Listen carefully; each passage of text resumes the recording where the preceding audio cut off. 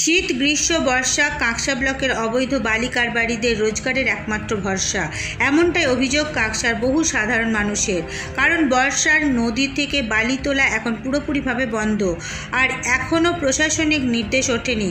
তবে নদীতে একটু জল কমতেই বালি মাফিয়াদের একাংশ শুরু করেছে নদী থেকে অবাধে বালির লুট, এমনটাই অভিযোগ সামনে এসেছে। পশ্চিম বর্ধমান জেলার কাঁকসা সহ আরও বেশ কয়েকটি জায়গায় একইভাবে চলছে বালি চুরি।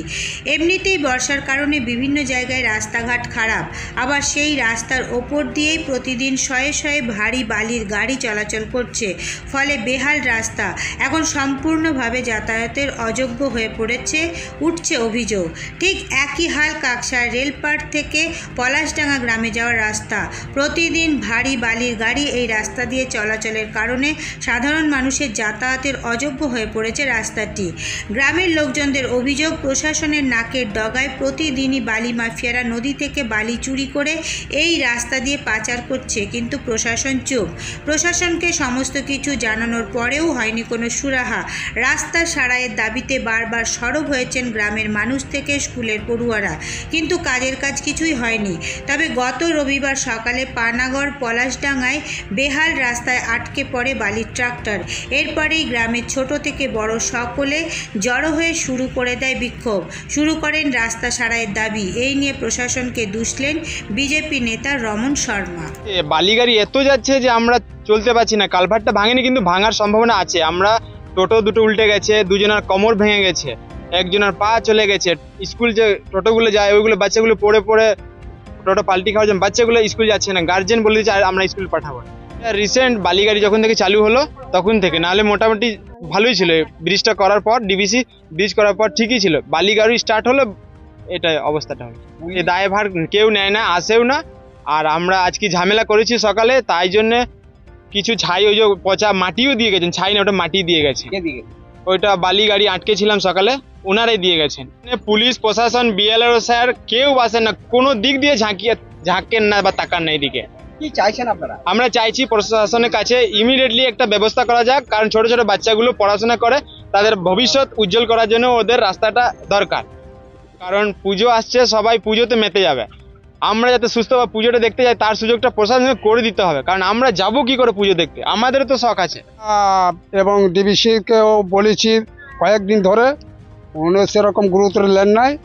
তারপরে এবার গাড়িওয়ালাকে বলতে বলতে হারান, তারপরে 3-4 জনকে কোমর টমর ভাঙলো, হাত ভাঙলো।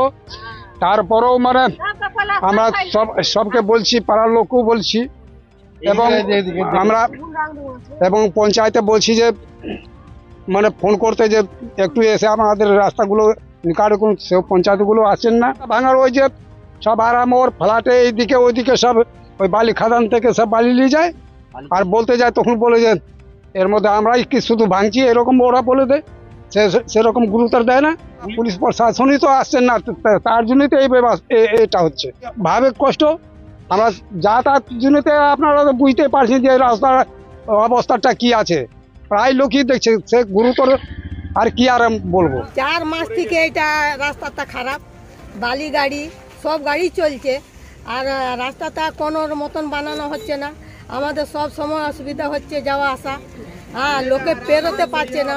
আমাদের ঘরে যে জিনিসপত্র, যে কুদাল দাও, এই দাও, ও দাও, ঠিলো বার করো। আজকে তো এখনই টোটো আমরা ঠিলে বার করলো।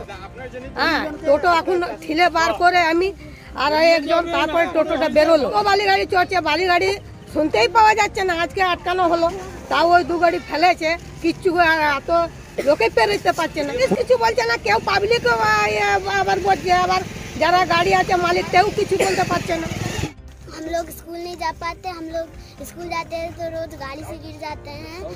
हम लोग स्कूल पढ़ नहीं सकते, रोज रोज आते हैं तो यहाँ पे गाड़ी स्लिप होकर गिर जाता है। बहुत दिन से चाहते हैं कि ये रास्ता को जल्द से जल्द बनाया जाए। आलू गाड़ी से हम लोग का पूरा रास्ता खराब हो गया। हम स्कूल जा रहे थे, स्कूल से आते आते गिर गए। हमारा स्कूल का निस्तर फंस जाता है। आपसे निवेदन, स्कूल को रास्ता को बनाया जाए। আর কিছু নেই। পশ্চিমবঙ্গে তো আইনের শাসন নয়, পশ্চিমবঙ্গে শাসকের আইন। এটা তো দীর্ঘদিন আমরা বলে আসছি। তো তারই নমুনা আমরা আমাদের এখানেও দেখতে পাচ্ছি। কোনো নিয়ম শৃঙ্খলা বলে কিচ্ছু নেই। একেবারে একটা দলের মনে হয় রাজত্ব এইভাবে চলছে, মনে হচ্ছে তাদের বাপত্য সম্পদ। ঠিক আছে, লুটুক, কতদিন বাংলাকে লুটতে পারে। প্রশাসন কোথায় এখানে, শাসন কই? আমরা তো প্রথমেই বলে দিলাম, আমরা তো বারবার বলছি যে এখানে তো আইনের শাসন নয়, এখানে শাসকের আইন। আইনকে আর যারা প্রশাসক তারা শাসনের মাধ্যমে নিজের পকেটে রাখে।